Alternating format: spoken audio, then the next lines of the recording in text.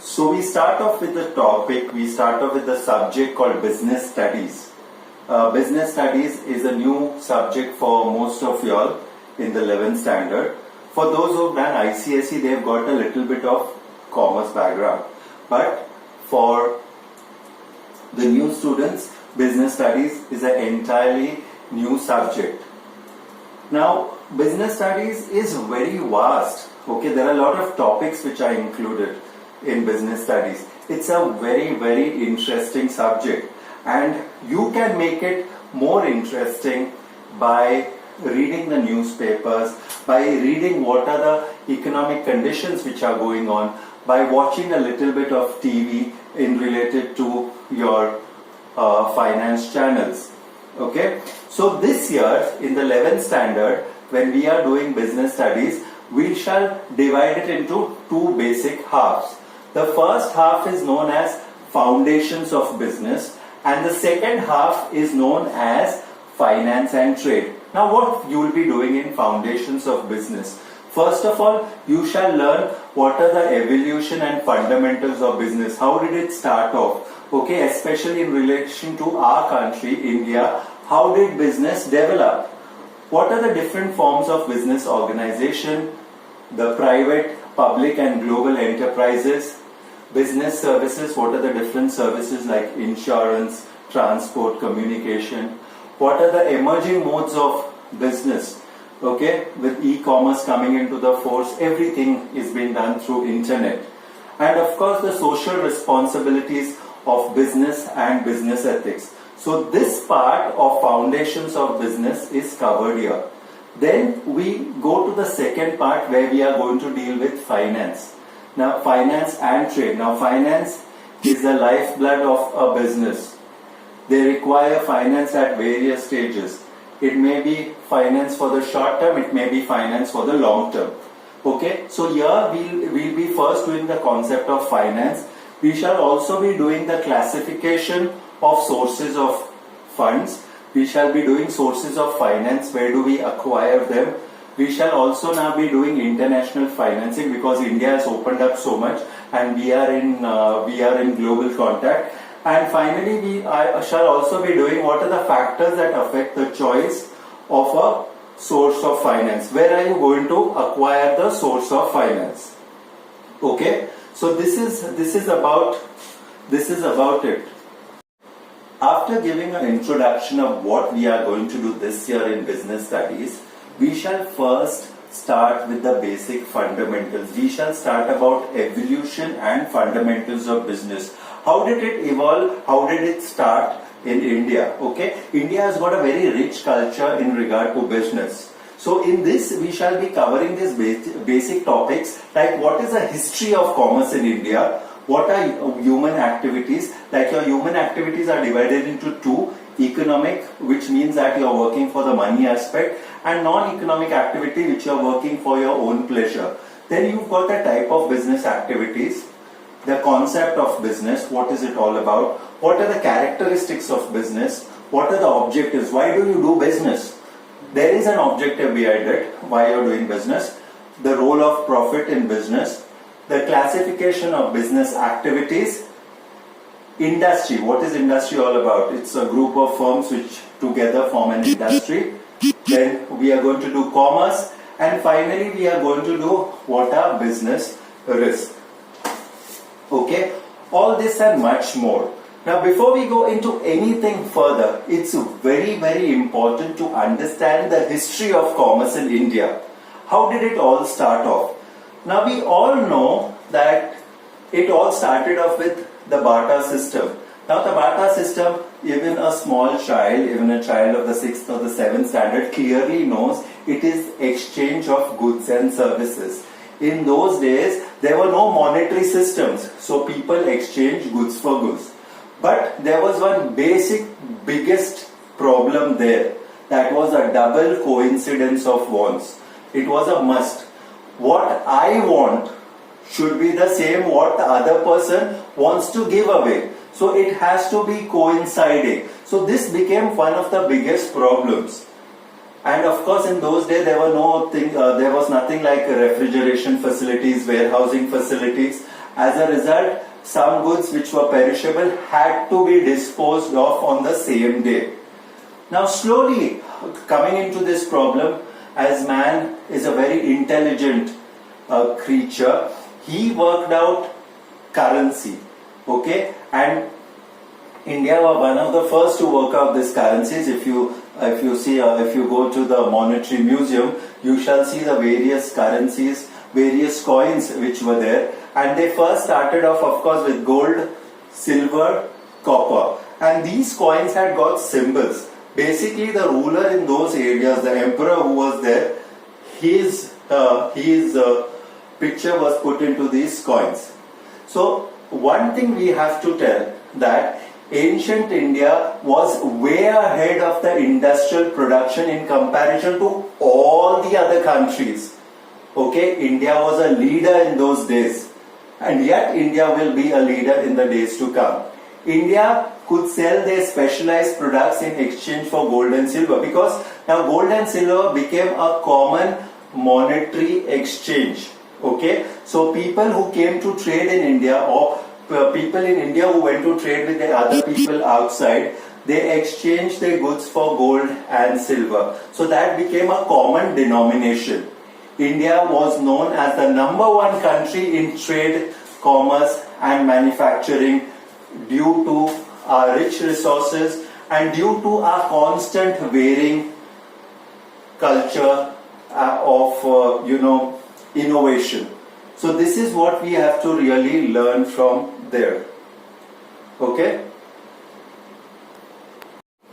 So we can tell why India progressed. There are a variety of factors why did we progress and why we were the #1 country who was trading and #1 country who was the best in business. First of all, there was this Hindu business community which was known for its entrepreneurship and trustworthiness. When there was business conducted, they put their whole heart and soul in conducting the business. So the business had to be a success. They would never mix anything personal with business. So they saw to it the business was done in a proper way. Not only that, we could come to another point where we had a variety of goods. Okay, we had a variety of goods and it was exclusive. You can tell we were famous for silk, we were famous for spices, we were famous for art and artifacts. So we had a variety of goods which was in great demand in the Western countries. They didn't have all that innovativeness there. Okay, then we come to the third point. The Indians had got very good knowledge of the sea routes. They were masters at the monsoon winds and navigational aspect, which helped them sail distance places and sell the goods. So they knew at what time of the year to go and when to return. So they sold their goods very well because they had got good navigational skills. Okay, not only that, the country was well established. There was peace and prosperity in the country, which gave boost to trade. Everywhere people were well settled, so there was nothing to bother about. Now it's very interesting that why we should be studying about the trade community in ancient India. Okay, and this is because of this people we went ahead and we became one of the best businessmen all over the world in those days. Now, firstly, when we are talking about trading communities, it was done by the Vaisyas, okay? And the other community, there were the Parsis, the Banyas, the Marwaris in the Mumbai region, there were the Lingyats in Karnataka, there was Chettis and the Komtis in Madras, there was Khatri in Punjab, and also again the Marwaris were there in Bengal and Assam too, okay? India occupied a very unique position in the commercial world as the main supplier of world's luxury goods. Okay, and they had a favorable balance of trade. When you talk about favorable balance of trade, that means our exports were more than our imports and that we had got a surplus. Okay, and what did we do? We used to sell precious metals to the European countries. There were good textiles from Gujarat. There was hardwood furniture, ornamental, pearls, tortoise shells which came from South India, and the markets were regulated by the town authorities. So there was business which was conducted in a very proper manner. And not only that, there were trade and industrial centers which were set up. Commerce developed further through trade fairs across the national boundaries. So each of the people in each of the region came to know where they could get their raw materials from. Not only that, we had got a good banking system. Of course, we all started off with a money lending system, but this developed very well. Delhi was a major trade center. It had got various roads to various ports all over the country.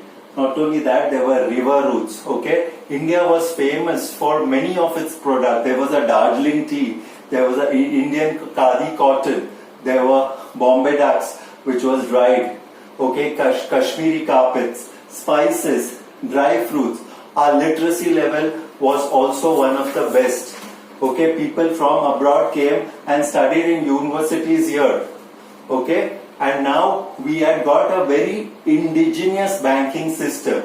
Of course, it's not an accurate system, it's not a perfect system, but it is a refined version of the money lending system.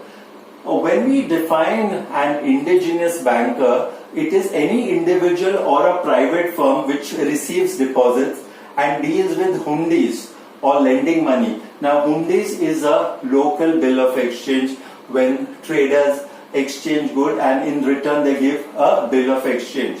Okay, this constituted the bulk of Indian financial system. So there was this financial communities like the Shroffs, the Marwaris, the Jains, the Mahajans, the Seths, and even the Banyas. Okay, these all people together conducted trade and finance, of course.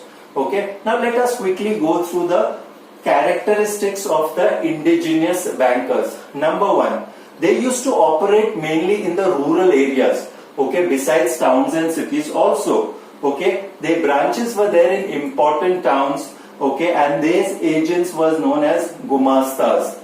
Okay, they borrowed money by accepting deposits. They provided credit facilities against the security of jewelry and land. Okay, they gave loan to small traders whoever required it.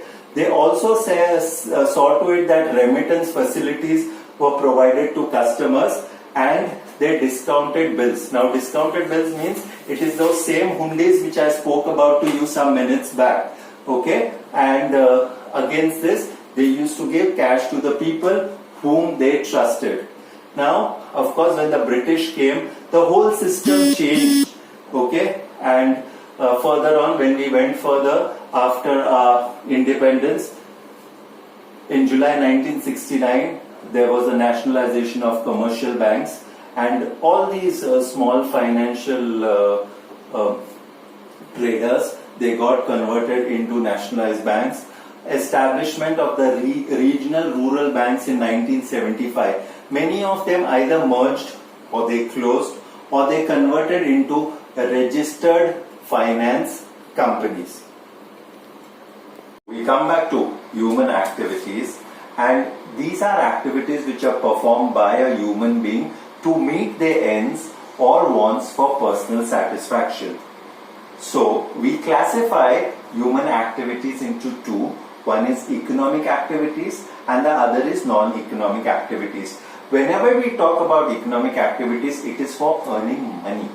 Okay, while as non-economic activities is for sentimental and emotional purposes.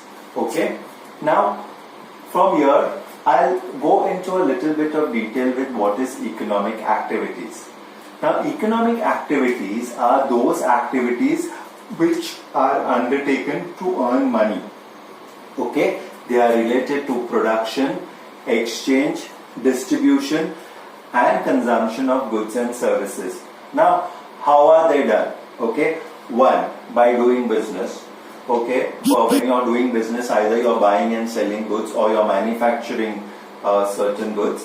Secondly, by following a profession. So you can be a doctor, you can be a lawyer, you can be a chartered accountant. So you are following a particular profession where you are paid for that.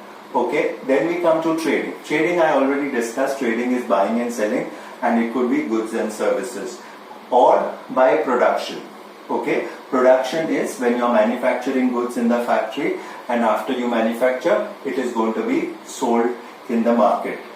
Okay, so this is all economic activities all about. And just a recap about economic activities, it is done solely with an objective to earn money. Okay, coming to non-economic activities. Now these are basically not done with the intention of earning money. They are influenced by emotions, sentiments, just like when we talk about a mother looking after a child. So a mother will never charge a child.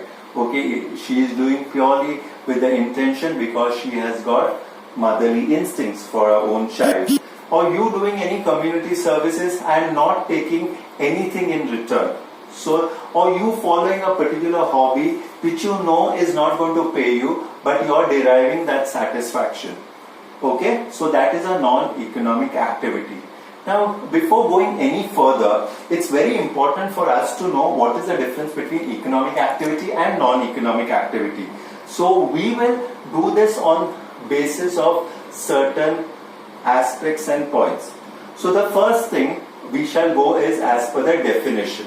When we define the term economic activity, it is those activities which is done to earn money. Okay, while as non-economic activities are done for the sake of pleasure, love and your own psychological satisfaction. Second, what is the motive? Economic activity, the motive is to earn money. Okay, purely money. While as non-economic activity, the motive is to satisfy your psychological needs. Okay, so the motive is, one is earn money in economic activities. In non-economic activities, it is a satisfaction of psychological needs. Okay, money measurement, the next basis. Of course, it's there in economic activities. While as it's not there in non-economic activities, because non-economic activities are done for your own sake. Okay, now we come to the relationship between the two. Economic activities create wealth, while as non-economic activities do not create any wealth. What is the outcome of economic activity? There is production, there is distribution, there is consumption and so on. While as non-economic activities, again we come back to the same thing, it is emotional. Okay, the relationship is emotional. What is the duration? The duration is, it is repetitive. Economic activities are repetitive. They are going to go on and on because you are going to earn money. While as non-economic activities are not regular. Sometimes we have an interest of doing something, sometimes we do not have an interest in doing anything. So it depends upon our moods. Okay, what is the source of initiation of economic activity? It is basically to satisfy our human wants and needs. This is the source of initiation. While as non-economic activity is to satisfy the emotional and your sentimentals which go on in human life. Okay, so this was all about economic activities and non-economic activities and how we differentiate the two. Okay, now we come to the next topic in this particular chapter, which we shall be doing is types of economic activities.